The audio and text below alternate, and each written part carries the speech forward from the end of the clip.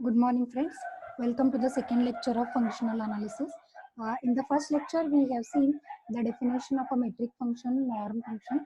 As we are familiar with the function of a metric, which is giving us a distance. So on the parallel lines, norm is also giving us a distance, but it's a distance from the origin.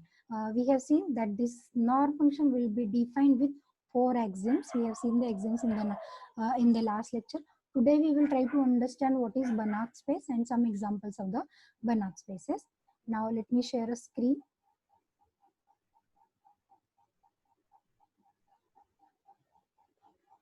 Yes, in the last lecture we have seen this example, that is distance between x plus z and y plus z is equal to distance of x comma y. To prove this by using the norm definition is d of x plus z y plus z is actually norm of x plus z minus y plus z. Here you can easily observe that the z vector will get cancelled and we remain with norm of x minus y. Therefore, this is giving us d of xy. I'll just try to show you how this function geometrically works. I will show you in R2 space. This is an R2 space, a drawing of R2 space. This is x-axis, this is y-axis. X and y are the two vectors. Z be any arbitrary vector. Therefore, first we will try to locate the positions of x plus z and y plus z. Therefore, here x will go towards the direction of z, therefore it is x plus z, and y also will go towards the direction of z, therefore this is y plus z. And if we observe, the distance between x and y is exactly same as distance between x plus z and y plus z. Similarly, we can find out the geometrical interpretation of the second example also. Distance between alpha x alpha y is mod alpha times distance between x and y. Coming to the important theorem of today's lecture, to prove that norm is a continuous function, we need to prove one theorem, and the theorem is capital N is a non-linear space, then prove that modulus of norm x minus norm y is less than or equals to norm of x minus y for all x, y in the nonlinear space N. For this, let us start with actually to prove this mod of x minus y, mod of norm x minus norm y less than or equals to norm x minus y. We will go to prove like mod of x less than or equals to a. We are proving minus a less than or equals to x less than or equals to plus a. On the parallel lines, here we will try to prove. Therefore, we start with norm of x. We will add and subtract a vector y. Therefore, this is norm of x minus y plus y. We will use the triangular inequality of the norm function. Therefore, this is norm of x minus y plus norm of y. Shifting this norm y to the left, this is norm x minus norm y less than or equals to norm of x minus y. We'll call it as equation number 1.1. Now, let us start with a negative, giving a negative symbol to this equation. So for norm negative of norm x minus norm y, we know it is norm y minus norm x. And if we proceed as previous, this is very similar to norm y minus norm x is less than or equals to norm of y minus x. Taking a vector minus 1 common, we get minus 1 times x minus y. Now this scalar minus 1 will be taken out of the modulus, out of the norm by taking a modulus. Therefore, this is mod of minus 1 less into norm of x minus y. But we know modulus of minus 1 is plus 1. Therefore, this is norm of x minus 1. Now look at both the inequalities. Norm x minus norm y is less than or equals to norm of x minus y. And we have proved negative norm x minus norm y less than or equals to norm x minus y. Combining both, we can say modulus of norm x minus norm y is less than or equals to norm of x minus y. Now, before going to check whether this norm function is continuous or not, we will just recall the definition of a continuous function for the metric spaces. Like x1 d1 and x2 d2 be the two metric spaces. F be a mapping on x1 to x2. Function f from x1 to x2 is said to be continuous if and only if xn tends to x implies fxn tends to f of x. Therefore, we will prove on the parallel lines by using this remark that the function norm is a continuous function. Let us start. For a nonlinear space N, norm defined from N to R is a continuous function. To prove that norm is a continuous function, we have to prove that for any convergent sequence xn tends to x, it implies norm xn tends to norm of x. For this, let us use the previous theorem. for the 2 points xn and x. We have proved it for any two arbitrary vectors x, y in the nonlinear spaces. Now here we'll write the previous theorem for the two vectors xn and x. Therefore, modulus of norm xn minus norm x is less than or equals to norm of xn minus x. But since xn is tending to x, or it is given to be a convergent sequence, then for every epsilon greater than 0, there exists m such that norm of xn minus x is less than or equal less than epsilon for all n greater than or equals to m. Therefore, here this right side is less than epsilon. Therefore, left side will be automatically less than epsilon. Therefore, we get modulus of norm xn minus norm x is less than epsilon for all n greater than or equals to m, which implies norm xn will tends to norm of x as n tends to infinity, and this proves that norm is a continuous function. Let us go to next theorem. For a non-linear spaces, we know that every convergent sequence is the Cauchy sequence, but the same argument we will prove for the non-linear spaces. Therefore, the theorem is, let n be a non-linear space, then every convergent sequence is a Cauchy sequence. Let us start with xn to be a convergent sequence, and our aim is to prove that this xn is a Cauchy sequence. As xn is a convergent sequence, we know xn will tend to x as n tends to infinity, or for a given epsilon greater than 0, there exists a stage n naught such that norm of xn minus x is less than epsilon by 2 for all n greater than or equals to n naught. Now, as we want to prove the sequence to be a Cauchy sequence, let us start with the left side of a Cauchy sequence. That is, for any positive integers m and n greater than or equals to n naught, consider norm of xm minus xn. Here on the right side, I will adjust a term x minus xn plus x. On the next line, we will use a triangular inequality to separate the two values. Therefore, this is less equal by norm xm minus x and norm xn minus x. But we know already sequence xn is a convergent sequence. Therefore, norm xn minus x is less than epsilon by 2. Norm xn minus x is also less than epsilon by 2. Together, it will be epsilon. Thus, we have proved norm xm minus xn less than epsilon. Hence, that convergent sequence is a Cauchy sequence. And we also know that the converse of the statement is not true. That is, a Cauchy sequence in a nonlinear space need not be convergent always. And basically, if it is convergent, it will be a complete nonlinear space or complete metric spaces. Now, to understand some examples of the Banach spaces, we need to prove we need to know some important inequalities such as Holder's, Minkowski's, and Cauchy's inequalities. We will try to understand these inequalities without proof, because the proof we have studied already in our undergraduate level. Therefore, the first inequality is Holder's inequality. That is, if p is greater than 1 and q is defined by 1 by p plus 1 by q is equal to 1, then summation I from 1 to n mod of xi yi is less than or equals to summation I from 1 to n mod xi raised to p raised to 1 by p plus summation I from 1 to n mod yi raised to q raised to 1 by q for any real and complex vectors from x1 to xn and y1 to yn. Now, in the same Holder's inequality, if we define norm P of x, that is norm P is a particular norm defined on the corresponding Rn space by summation I from 1 to n mod xi raised to p raised to 1 by p for any p greater than or equals to 1, then the above Holder's inequality becomes summation I from 1 to n mod of xi yi less than or equals to, sorry, here it is less than or equals to norm P of x plus norm q of x. Coming to the next, Minkowski's inequality. For any p greater than or equals to 1, summation I from 1 to n mod xi plus yi raised to p raised to 1 by p is less than or equals to summation I from 1 to p, so I from 1 to n mod xi raised to p raised to 1 by p plus summation I from 1 to n mod yi raised to p raised to 1 by p.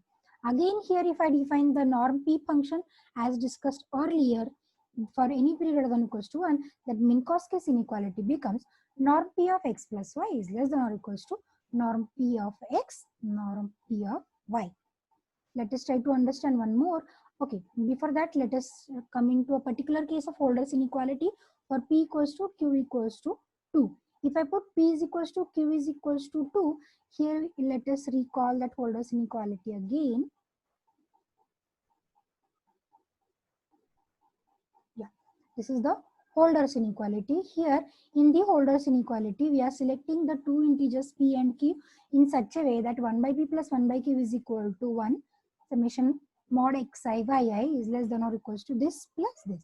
Therefore, here we can take the two particular values of p and q to be 2, 2.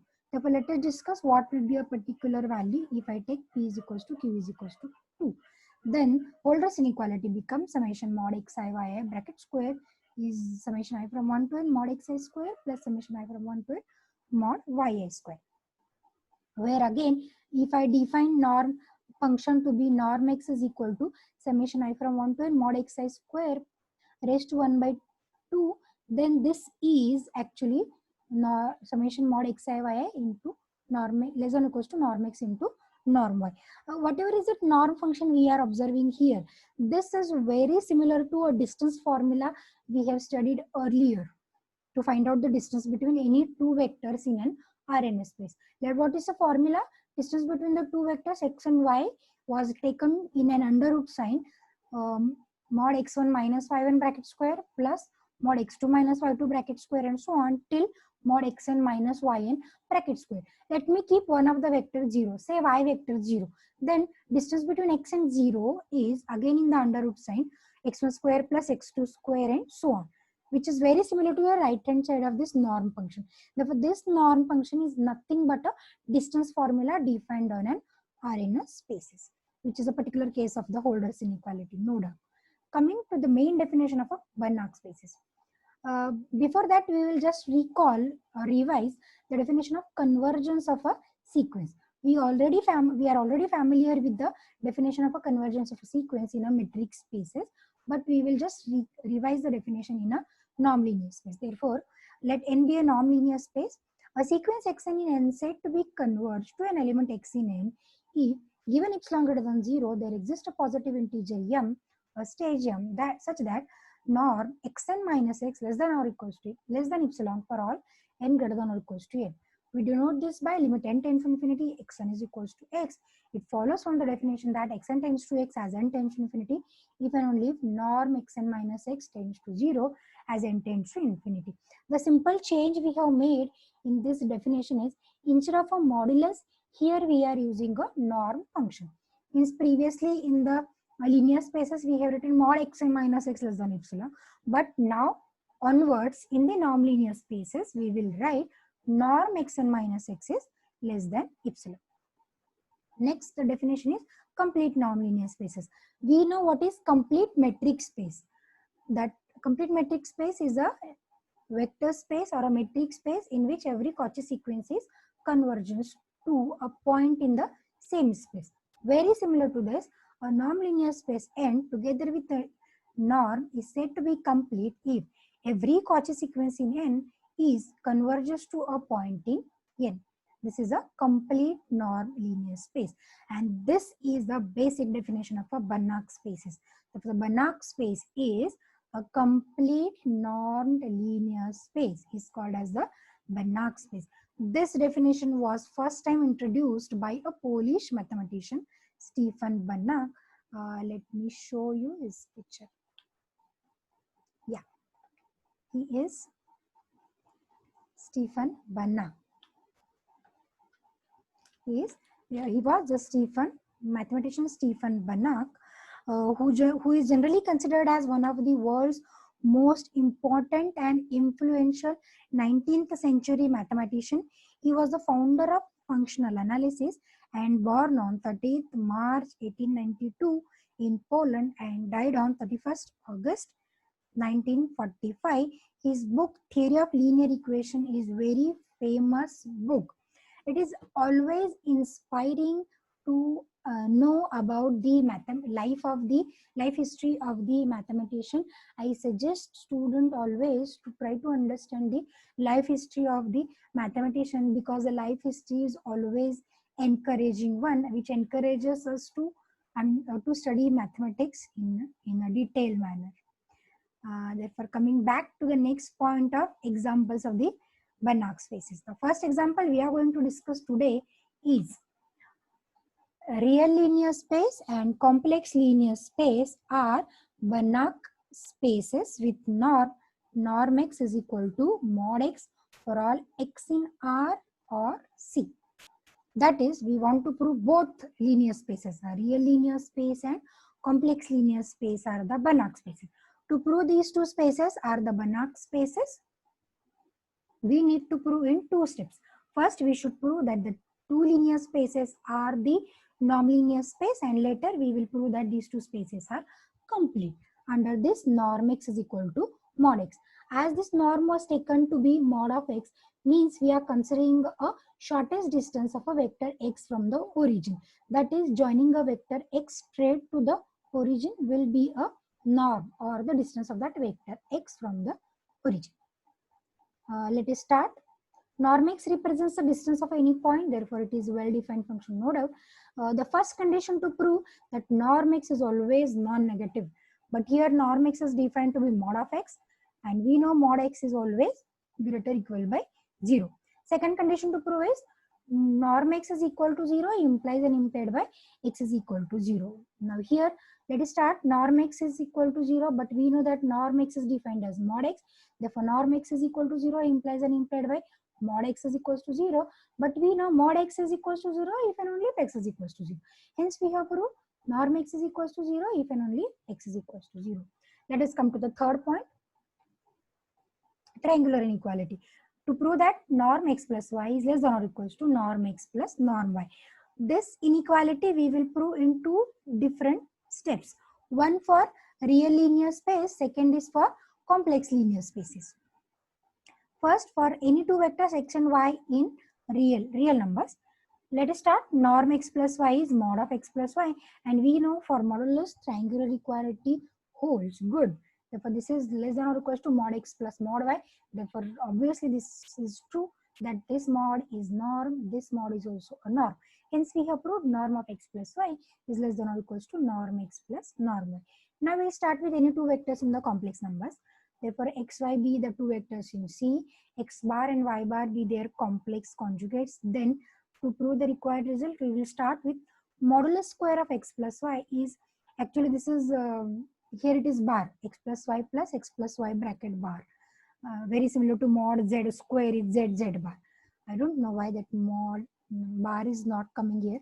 Okay, this is x plus y bracket bar. If I separate this, this will be x bar plus y bar. Therefore, let us multiply this x bar plus xy bar plus yx bar plus yy bar. Let us take a modulus on both the sides. As to the left already we have a square, therefore there is no effect of taking modulus on the left hand side. Therefore, coming back, taking a modulus, this modulus we are going to separate over the four terms. Therefore, this is less than or equals to mod xx bar plus mod xy bar plus mod yx bar plus mod y bar. But we know mod xx bar is mod x square, mod xy bar plus yx bar, together it gives us mod x, 2 times mod x mod y, because we know mod x is equals to mod of x bar, and this third term will be mod of y square. Now this right side is actually a perfect square of, mod x plus mod of y. Therefore, taking a square root on both the sides again, this is modulus square x plus mod x plus y bracket square is less than or equals to mod x plus mod y bracket square. If I take a square root on both the sides, this gives us mod of x plus y is less than or equals to mod x plus mod of y, which is nothing but norm of x plus y is less than or equals to norm x plus norm y. Let us come to the fourth condition of the norm function to prove that norm of alpha x is mod alpha times norm of x for any scalar alpha. Let us start with the definition. This is norm of alpha x is defined as mod of alpha x. Within this modulus, let me separate alpha and x. Therefore, it gives us mod alpha into mod of x. Therefore, this mod x is nothing but norm of x. Hence, this is the fourth condition is true. That is, norm alpha x is mod alpha into norm of x. Thus, we have proved both R and C are the norm linear spaces. Now, to prove these to be the Banach spaces, we already know that both real and complex linear spaces are the complete spaces. Therefore, both the conditions satisfies that both the spaces are non-linear spaces.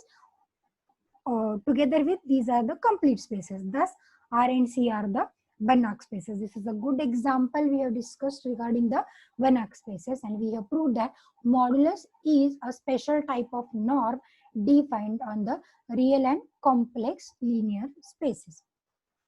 Coming to the next example. In the next example, we will discuss the norm on an Rn space, n-dimensional real linear space. The example is show that the linear space Rn of all n tuple of the form x1 to xn of real numbers is a Banach space with norm. Norm x is equals to summation I from 1 to n mod xi square raised to half. As we have discussed already, this definition of norm function is nothing but a distance formula we are using in order to find out the distance between the two vectors in the n-dimensional spaces. Now again here we have to show that this Rn space with the help of this norm is a Banach space. Therefore again 2 steps to prove that Rn is a norm linear space under this norm, and it is a complete space as well. Again norm x represents the distance, so this is well defined. The first condition to prove is norm x is non-negative. Therefore, if I look at this definition of a norm, as we know, since every mod xi is greater than or equals to 0, automatically our norm x is greater than or equals to 0. Second condition to prove is norm x is equals to 0 if and only if x is equals to 0. By looking at this definition, norm x will be 0. Norm x will be 0 if and only if every term of the summation is 0. Therefore, norm x is equals to 0 if and only if each mod xi square is equals to 0, which implies and implied by each xi is 0 for all I equals to 1 to n. So that it gives us x is equals to 0 because every coordinate x1, x2 till xn is 0. Hence, it is giving us x is equals to 0. Norm x is equals to 0 if and only x is equals to 0. Coming to the third condition to prove triangular inequality, let us start with the two tuples, two vectors, two n-tuple vectors, x is x1 to xn, y, y1 to yn. Then the addition of the two vectors is defined as x plus y is equal to coordinate wise addition x1 plus y1, x2 plus y2 till xn plus yn. Let us start with. Instead of starting with the norm of x plus y, we will take a square on both the sides for the sake of convenience. Here, if you look at the definition of norm x, to the right side, this is bracket raised to half. A square root was taken on the right side. Therefore, just to make the equation simpler, some calculations simpler, let us take a square on both the sides. Therefore, the equation becomes norm square of x is equal to summation mod xi square. Therefore, let us start with this concept. Therefore, norm square of x plus y is summation I from 1 to n mod of xi plus yi square. Square of ith coordinate of the corresponding vector. Next, we will write this mod square of xi plus yi in two different terms. Mod of xi plus yi into mod of xi plus yy. This second term we will separate over modulus by using a triangular inequality. Therefore, we will write less equal to less equal. This we will separate by using a triangular inequality with respect to modulus. Therefore, this is less than or equals to mod xi plus yi. We will multiply by this term to a bracket and we will separate the sum as well. Therefore, the term becomes mod of xi plus yi into xi plus summation mod of xi plus yi into y. Now, by using Cauchy's inequality, summation mod xi plus yi into xi is written as summation I from 1 to n mod xi plus yi bracket square raised to half into summation mod xi square raised to half. Similarly for the second term, but we already know according to our norm definition, this is norm x plus y. This second term is norm x. Similarly, this is norm x plus y and this term is norm of y. Taking norm of x plus y common, we get in a bracket norm x plus norm y. Here it is less than or equals to actually. Now cancelling norm x plus y on both the sides, we will get norm x plus y is less than or equals to norm x plus norm y. It's a printing mistake. Here it is less than or equals to. Okay, coming to the fourth condition of proving a scalar multiplication. Norm alpha x. What is this a norm alpha x? Alpha x is obtained that rather a vector alpha x is obtained by coordinate wise multiplying by a scalar alpha. Therefore, a vector alpha x is actually n-tuple vector alpha x1, alpha x2 till alpha xn. Therefore, norm alpha x will be taken as summation I from 1 to n. Ith coordinate is alpha xi. Therefore, this is mod square of alpha xi bracket raised to half. Now we want to take this mod alpha out of the summation, out of the square root as well. Therefore, taking this mod out of the square, it will be taken out with mod alpha square. But here, if we observe, here it is a root. Now, as the sum is independent of, as the sum is dependent on I, there is no botherance if I take alpha out of the summation. Therefore, mod alpha square is taken out of the summation. Here we have a root. Therefore, that square and square root will get normalized, and we will have mod alpha. If this mod alpha into summation I from 1 to n mod xi square equal to mod alpha times norm of x. Hence, all the four conditions of norm function are satisfied by the given norm, which is actually a distance formula. Now, what remains to prove in this example? To prove the completeness property. As in the previous example, we already know that the real and complex linear spaces are the complete spaces. But here, in case of n-dimensional vector spaces, we have to check actually whether the two spaces are complete or not. Therefore, let us start in proving the completeness. To prove the completeness of an Rn space, let us start with xp be a Cauchy sequence in Rn. Now, how to write down every coordinate of the term of a sequence? xp1, xp2, so on up to xpn. Therefore, these are the coordinates of a sequence xp. For all these are the real numbers. xp1, xp2, xpn are the real numbers. Now, as we are starting with this to be a Cauchy sequence, then we will use the definition. For any given epsilon greater than 0, norm xp plus xq is less than epsilon. Let us use the definition simultaneously. Norm xp minus xq is according to the definition norm xip xiq, ith coordinate of this vector. What will be the ith coordinate? xip minus xiq.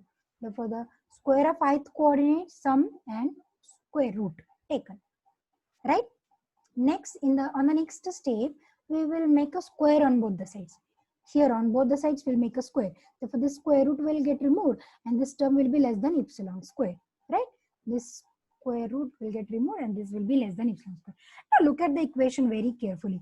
Sum of the non-negative terms. Every term in the sum is non-negative because it was taken in the modulus and already we have a square. For every term in the summation is non-negative and sum of a non-negative terms is less than epsilon square.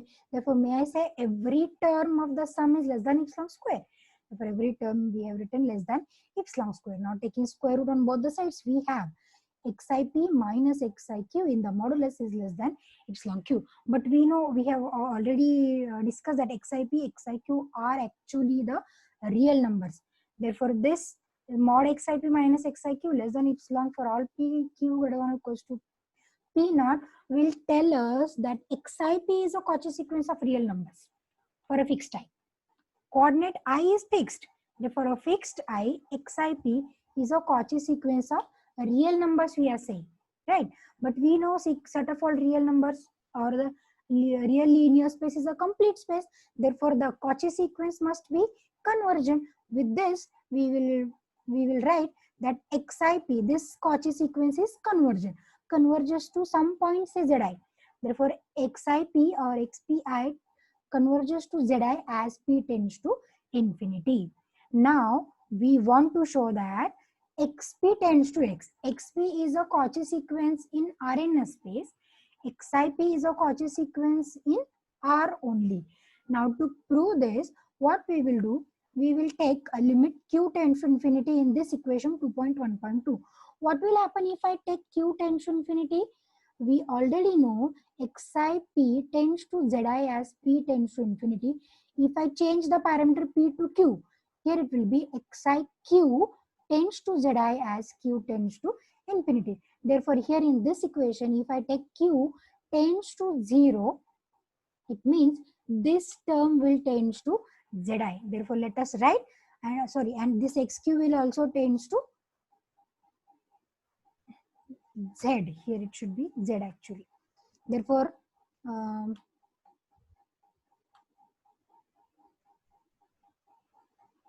okay, norm square of